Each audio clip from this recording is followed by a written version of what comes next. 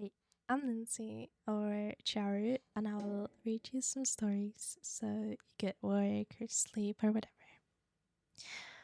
I'm not gonna talk too much, so I'll just get right into it.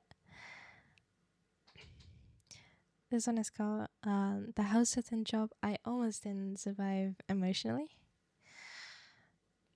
Back when I was maybe 22, broke, working two part time jobs. One of my mom's co-workers asked if I wanted a house visit for 3 weeks while she and her husband went to Portugal. Big house, nice neighborhood, one dog, easy money. Basically, just don't let the place burn down. I said yes immediately because rent free for 3 weeks sounded incredible at the time. The first 3 weeks were fine. The dog was sweet. The house was huge. I had the whole upstairs to myself. I was living my best life pretending I was rich. I'd cook in this massive kitchen, watch TV on their absurd projector setup. The whole thing. It was amazing. On the second week, when it got weird, I started noticing the dog wouldn't go into one specific room. It was like a den or an office space. The door was always open, nothing unusual about it, but the dog would just stop at the threshold and refuse to walk in. I didn't think too much of it at first. Dogs are weird, whatever. But then I started hearing footsteps upstairs when I was downstairs. Not like dramatic horror movie footsteps, just normal walking. The kind of sound you'd make if you were pacing around in a room deciding what to do with your day. First time I heard it, I'd assume I left the window open somewhere, and it was branches or something. I went and checked. There was nothing. Every window was locked. I want to be clear, I'm not a superstitious person. I don't really believe in ghosts, but by day 12, I started sleeping with the hallway light on and leaving the TV playing quietly downstairs just for noise, so the house didn't feel so silent. The footsteps kept happening, always upstairs when I was downstairs, always downstairs when I was upstairs. Never once did I catch them happening on the same floor as me. I texted the homeowner at one point, tried to be casual about it, asking something like, hey, random question, does your house make a lot of noise at night? Just want to make sure everything's normal, though. She responded almost immediately, which was weird given the time difference. She just said, oh yeah, the house settles a lot, ignore that, and didn't elaborate, even though I hadn't specified what kind of noise I meant. The response bothered me more than the footsteps did, honestly. Like, how did she know exactly what I was looking about without me saying? Last week at the house sit, the dog started sleeping outside my door every single night instead of the dog bed downstairs where he normally slept. According to the instructions she'd left me, he'd just show up around 11 p.m. and lay down right outside my room and just stay there until the morning. I didn't question it. Honestly, it made me feel safer. They came back. I got paid. I never mentioned the footsteps again, and neither did she. I saw that house on Zillow about a year later. It had sold. I don't know why I looked it up. I just wanted to see if it had. Honestly, I can't lie. If that was me, it freaked me out. I'm not a very superstitious person either, but that would really, really freak me out. To be fair, if it was for money, I would have still done it. So I'm glad to know that they were safe and they were okay. On to the next story. My coworker faked an entire relationship for 8 months. This is a workplace one, and it's genuinely one of the most elaborate things I've witnessed a coworker do. So there was this woman on my team, we'll call her Priya, who started dating someone she met on an app pretty early in my time at the job. She talked about him constantly, not in an annoying way, just new relationship stuff. His name was Daniel, he worked in finances, they went to this restaurant, he surprised her with concert tickets, the usual updates you get from a coworker who likes you enough to share. This went on for months. She had a phone background of the two of them at some rooftop bar. She bought cupcakes for the 6 month anniversary and she talked about maybe moving in with him. It was a whole ongoing narrative that unfolded in our break room over the course of basically 2/3 of a year. Then one day, completely out of nowhere, another coworker who was friends with her outside of work let it slip to someone else that Daniel didn't exist, like at all, made up. The photos were stock images uploaded from some guy's public Instagram who had no idea he was being used as a boyfriend. The restaurant stories were things she had done alone or with friends and reframed. The concert tickets were real. She just went by herself and told everyone he'd gotten them for her. No one confronted her. This is the part that still gets me. It just became this quiet, unspoken thing that circulated through the office, and everyone kind of collectively decided not to bring it up. Presumably because no one wanted to be the one to shout out whatever was going on with her. She just kept talking about Daniel for another 2 months after people knew. The breakup happened not long after, and she was genuinely, visibly upset about it. Took a mental health day. I think about the logistics more of it than anything. The sheer amount of maintained detail, remembering what she'd already said, so the story stayed consistent. The cupcakes. She bought a cake for a breakup with a person who didn't exist, and I don't think that was a bit. I think she needed people to believe it, including possibly herself. She's still at that company, as far as I know. No one ever brought it up to her directly, and I don't know what that says about all of us, honestly. That is, yeah, I don't know what to say. Of course, there are people out there that, you know, try to like talk and try to make their life look better. Maybe it is for reasons that their life may seem boring, or, you know, they just genuinely want to talk about fun things. But to make up a whole person and reframe memories, that's a bit going to the big part.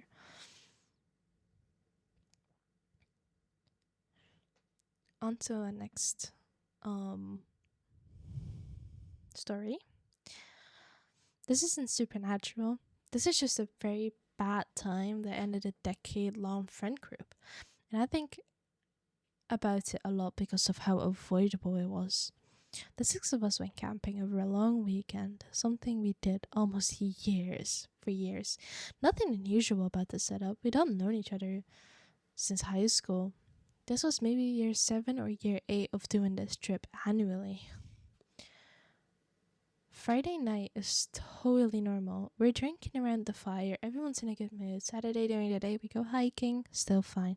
Saturday night is when things start to go sideways.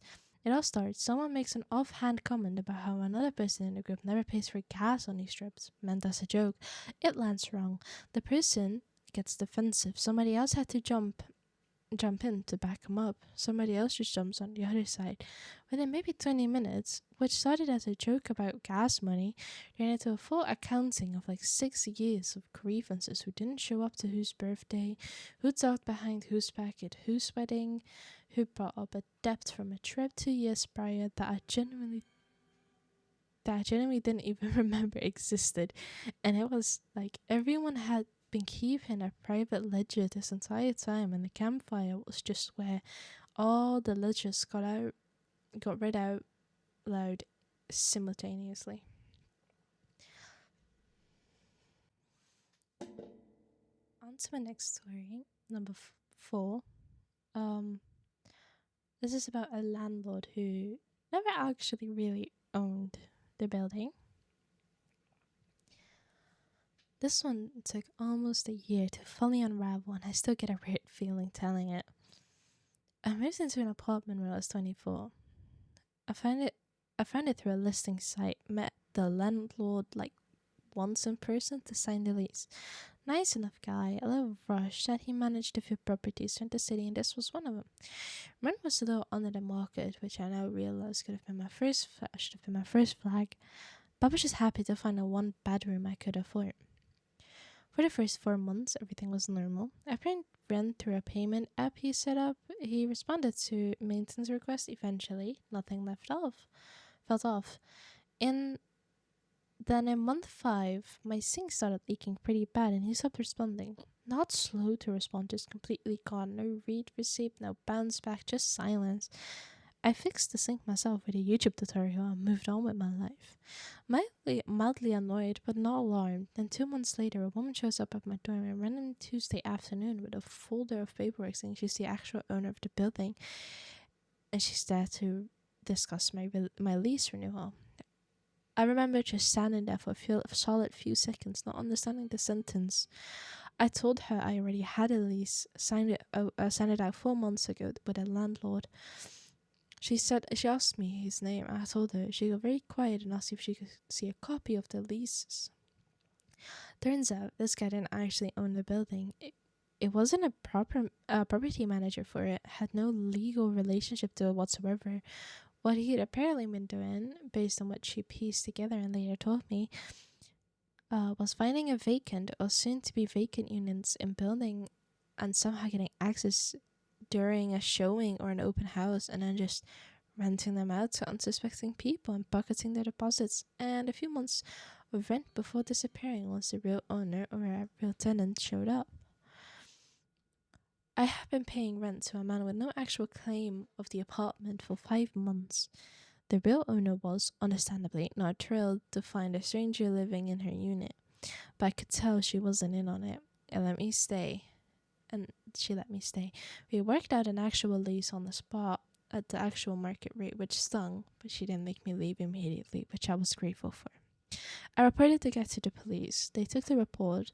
I never really heard anything back though. I looked him up on and off for maybe a year afterward, and his accounts just went dark. No activity, no nothing.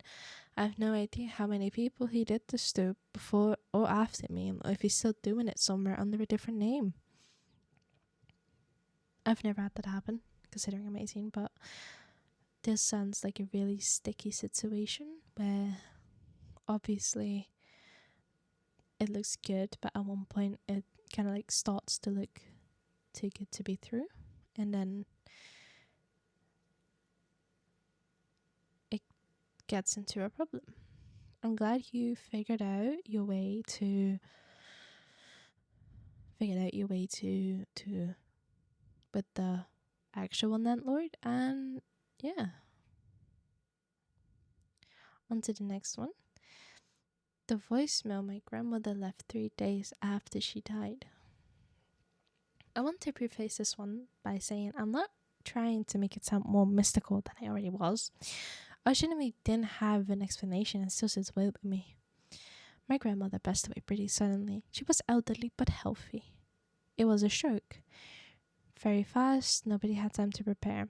I flew back for the funeral. I dealt with all of it the way you do.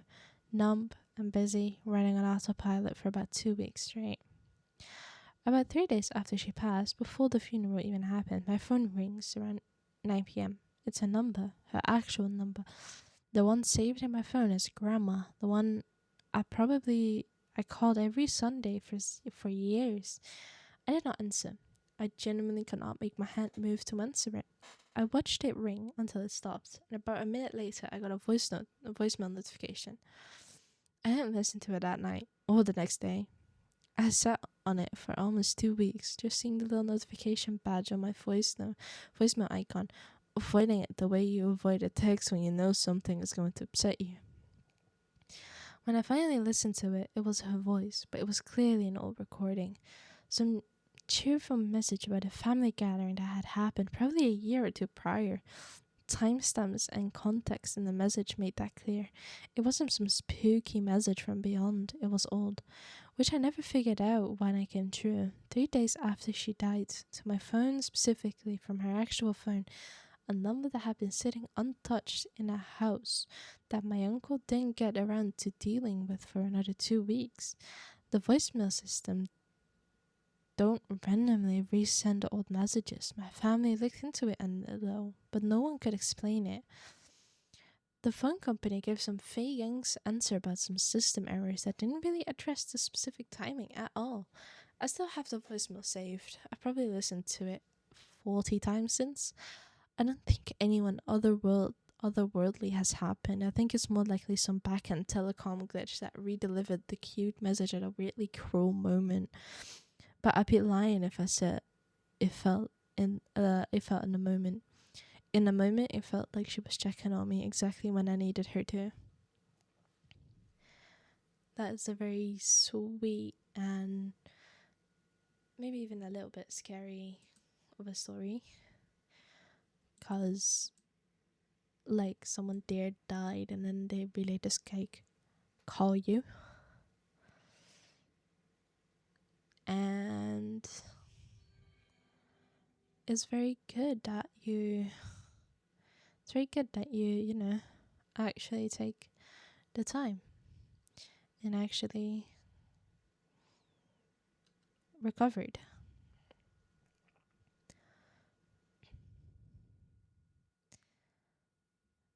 On to my next story.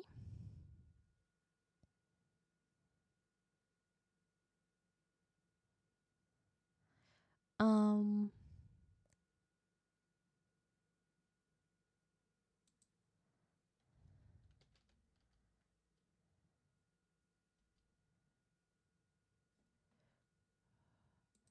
what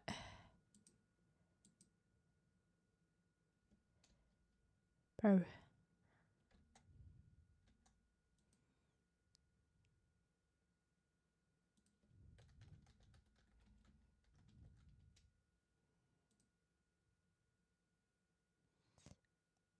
The roommate who paid rent for a room that didn't exist. This is a more funny unsettling than it is scary. But it messed with my head for like a solid month. I was subletting a room with a 3-bedroom apartment. I found the listing online. Everything seemed legit. Met one of the 2 existing roommates before moving in. Signed a sublease agreement, paid my deposit, moved my stuff in for a weekend. About 2 weeks in, I'm getting comfortable learning the layout, and I noticed there's a 3rd bedroom that's always locked. I assumed it was storage. And the other roommate's room, since I only met 2 people. I was told lived there.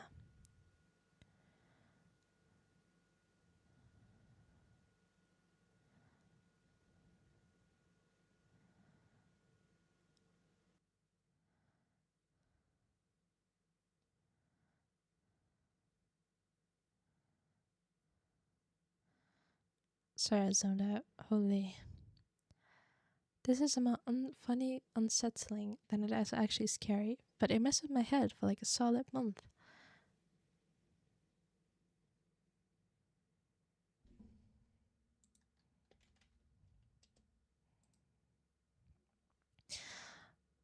I was subletting my room in a 3-bedroom apartment. I found the listing online. Everything seemed legit. Met one of the 2 existing roommates before moving in. I signed a sublease, paid my deposit, moved in with my stuff in over a weekend.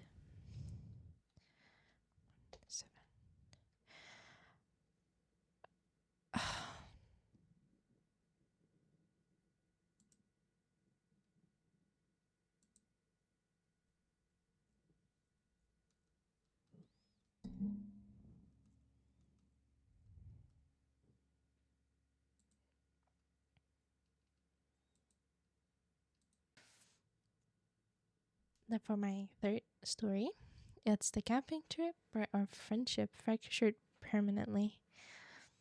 This isn't supernatural. It's just a genuinely bad time that ended a decade-long friendship group, and I think a lot about it a lot because of how avoidable it was.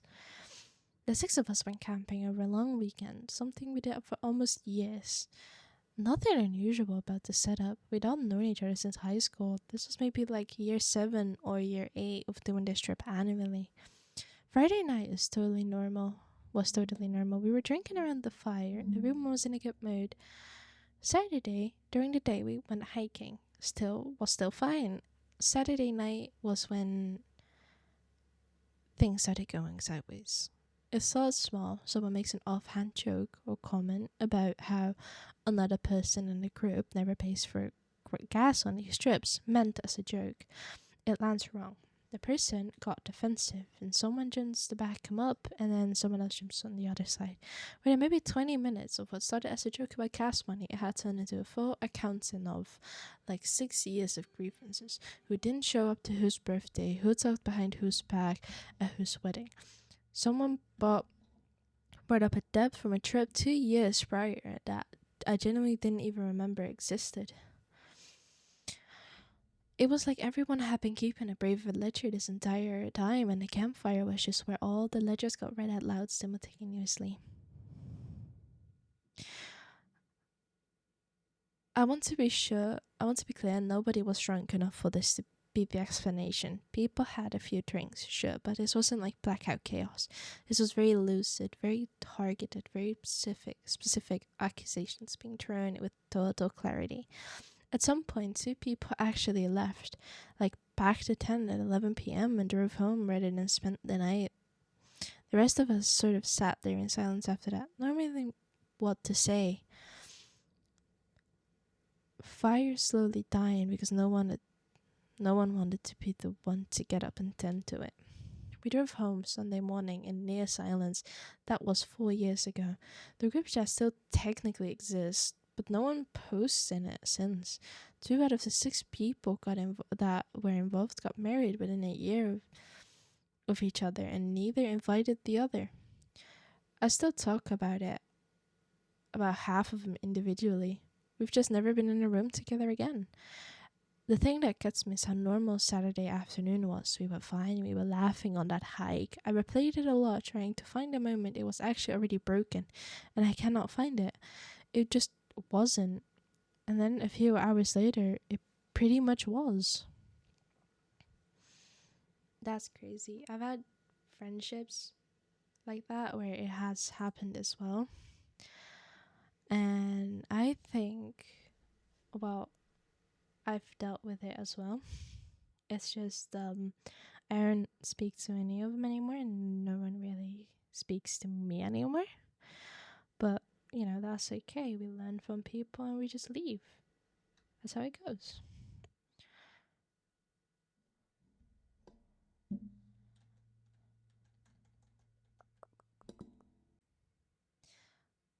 This is a more funny / unsettling than it actually is scary, but it messed with my head for like a solid month.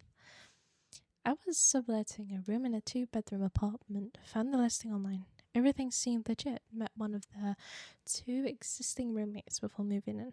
I signed a sublease agreement, paid my deposit, and moved my stuff in over a weekend. About 2 weeks, I'm getting comfortable, learning the layout, and I noticed there's a 3rd bedroom door that's always locked.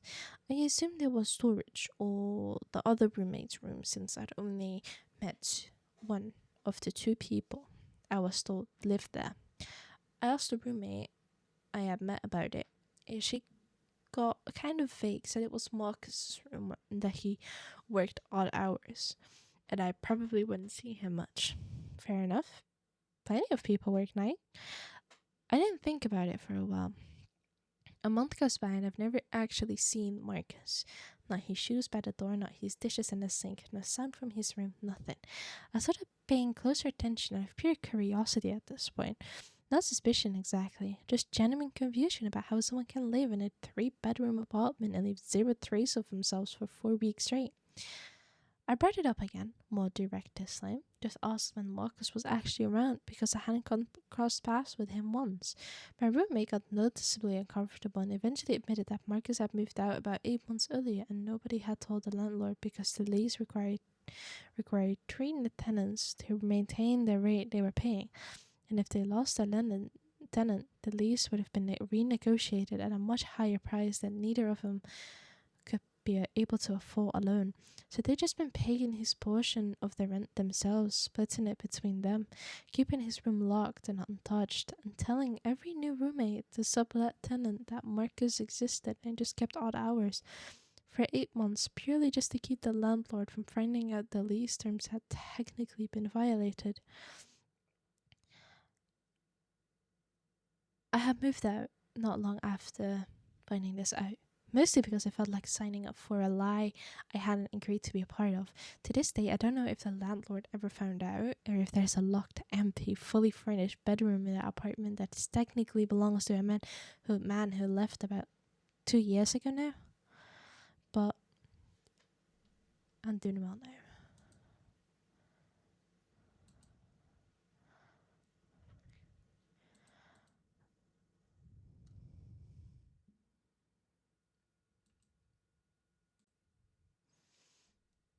On to my next story, the interview where I realized I had already worked there. This is a small story, but it stuck with me for years because of how genuinely disorientating the moment was. I was job hunting after getting laid off. Applying for a lot of places and doing my you send out enough applications that they all blur together a little bit. I got a call back from a marketing agency, scheduled an interview, showed up in person because their office wasn't too far from me. I walk in, sit down at the lobby, and something about the space felt naggingly familiar, but I can't place it. I chalk it up to the office buildings, and all kind of looking the same after a while. Glass walls, exposed bricks, a kombucha tap no one uses. I got called back for the interview, and the guy interviewing me looks at my resume. He looks at me and goes, "Wait, didn't you used to work here?" I genuinely had no memory of this. I told him no, I don't think so.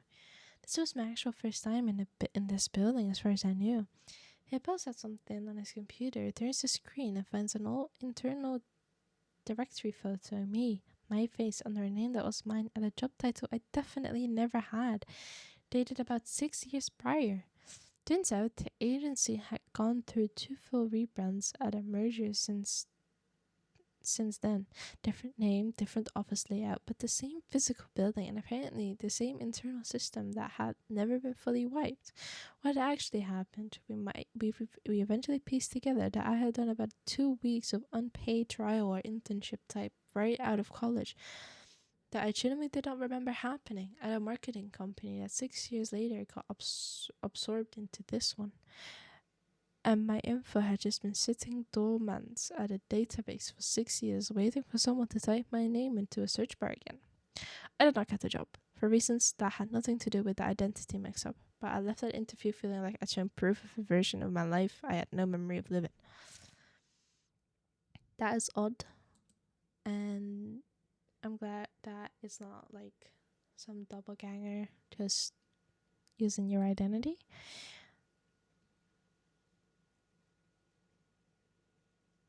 On to my next story.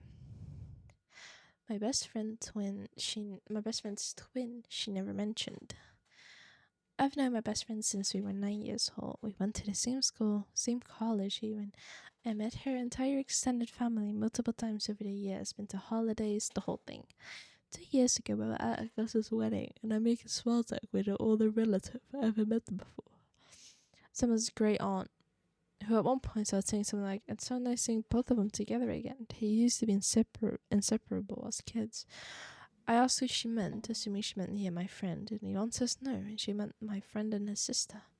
I told her my friend didn't have a sister, and I had known her over 15 years, and she was an only child, always had been. Everyone knew that about her. The aunt got this look on her face like she said something she shouldn't have and quickly changed the subject. Wouldn't elaborate no matter how much I tried to bring it back around.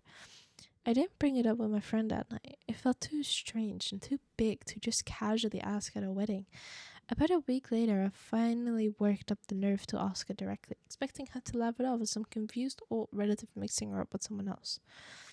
No, instead she went completely still, told me she did have a twin sister who died when they were full, some kind of accident, and her parents made the decision very early on to essentially never speak of it again. No photos left, no mention of family gatherings, nothing. She said she barely remembers her sister herself, just fragments that grown up in a house where this entire person has been quietly erased from the family's day-to-day life throughout the time she was old enough to understand what happened. It felt more like a secret she'd inherited more than a memory she actually had. 15 years of friendship, and I never knew. She said almost nobody knew, and that even some of her cousins her age didn't fully know the details, and it just been handled that thoroughly. I still think about what other people carry stuff like that. A whole person erased carefully enough you'd never guess what a great aunt at a wedding with one glass of wine too many.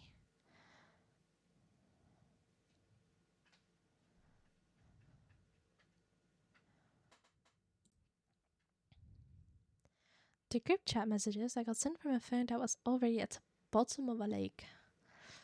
This one is a friend this one's a friend of a friend situation, but I got it firsthand from someone who was actually there, so I trust it more than the secondhand stories.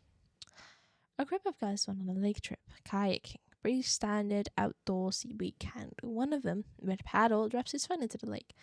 The lake's decently deep at that spot. Phone sinks fast, completely gone, no retrieving it.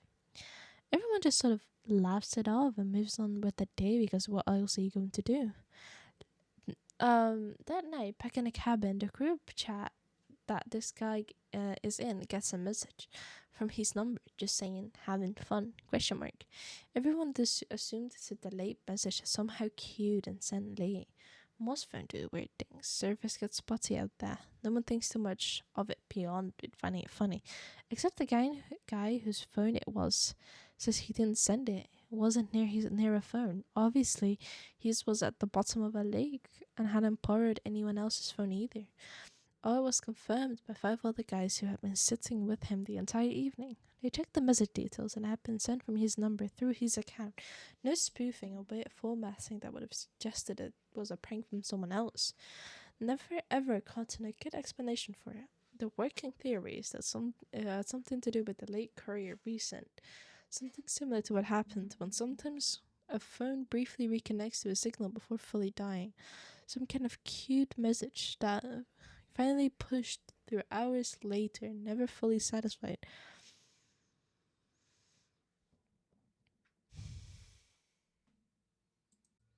On to my next story. The storage unit I bought at an auction. I got into buying abandoned storage units for a while as a side hustle. Mostly resold whatever I found, made decent money on a few lucky units full of electronics or furniture. This particular one I bought it pretty cheap because it was small, and the auctioneer said it looked mostly empty from what they could see through the door gap, which usually means low bidders interested and a good deal for whoever is willing to gamble. I get there to clear it out, and it's mostly what they said. Some boxes of clothes, an old TV, nothing special, but in the back corner there's a single filing cabinet, locks heavier than it should be for how small it was. It took me almost like 20 minutes to pry it open with a crowbar. I didn't, because I didn't have the key and wasn't about to pay a locksmith for a cabinet I got for $11. Inside was years of what looked like surveillance, photos printed out of the same woman taken from a distance, dated across what had to be the first 4 or 5 years based off of handwriting on the backs of some of them, addresses, a notebook with what I can only describe as a log, time she left her house, the time she came back, calls she got into, names of people she met with. There was no name attached to any of it, of that I could find, nothing identifying who had compiled it. I did not know what to do with this information. I genuinely froze for a solid 10 minutes. I was just standing there in a storage unit, holding evidence that someone had been stalking a woman for years. I ended up calling the local police non-emergency line, explained the situation. They came and took took the whole cabinet as evidence. An officer called me about 2 weeks later, wouldn't give me many details, but did confirm the woman in the photos existed, was a real person, and that they were looking into it, which is about as much as you will ever get from a call like that. I never found out what happened. I stopped buying storage units after that, not because of any specific fear, just because I realized how little you actually know about what you're bidding on when you buy someone's abandoned life for $11. That is very freaky. Buying an auction storage room for $11 to find out this person has been stalking a lady, to logging with what car they went into and who they met up with. That sounds really freaky. With my next story about a dad who disappeared and no one's talked about it. This one, I've never really told anyone outside my immediate family, and even within my family, we don't talk about it. So this is kind of the first time I'm putting it into words for someone else.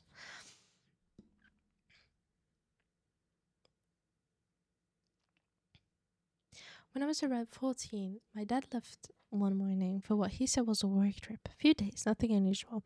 He traveled for work sometimes. A few days turned into a week. A week turned into 2. And my mom kept telling my brother and me that everything was fine and he was just handling something complicated at work and would be back soon. I remember overhearing a phone call where she was crying, trying to keep her voice down.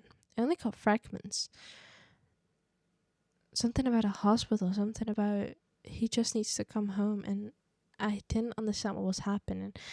And honestly, I still don't have the full picture, even now over a decade later. He came back after 17 days, thinner, quieter, different in a way that was hard to describe. Someone who didn't know him before. He never explained where he'd been. Mom never explained it either. As kids, we asked him a few times. The following months, got redirected every single time. Not harshly, just very smoothly. The way adults are good at changing our subjects when they've decided it's not going to be discussed. I'm an adult now, with my own life, and I still don't know what happened. During those 17 days, my brother and I have talked about it exactly twice in our lives. Both times late at night, and both times ending with neither of us having any new information. Just 2 adults confirming that yes, this happened, and no, we still don't know why. My dad is a completely normal, present, loving father today. Whatever happened in that gap seemed to have resolved itself in whatever way it needed to. But there's a 2.5-week hole in my family's history that everyone has silently agreed to just let it exist, unexplained forever. I don't know what to say. Having a loving dad and then he disappears for 17 days and then to come back and act like nothing happened.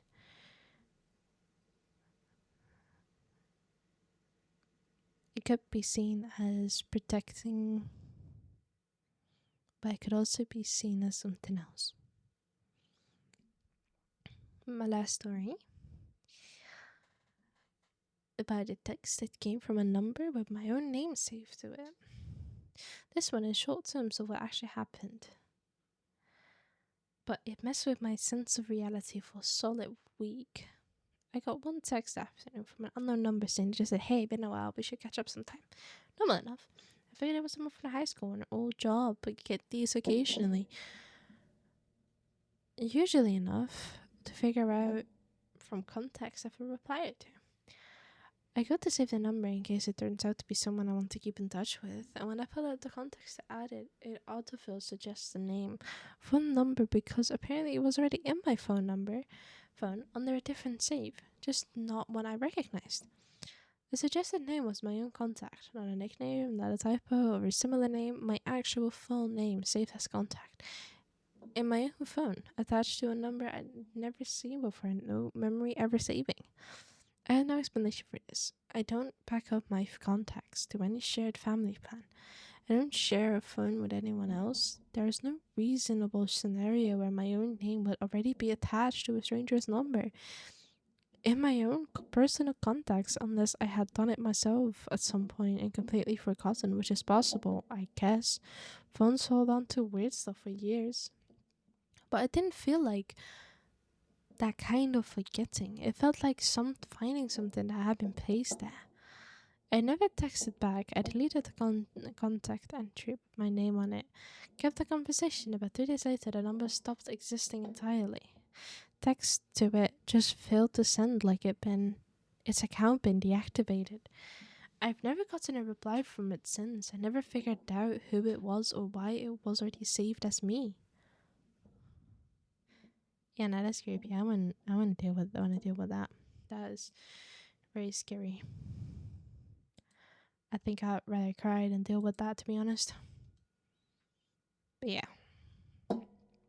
this was like 11:30 theories about all kinds of things, and I hope you enjoyed.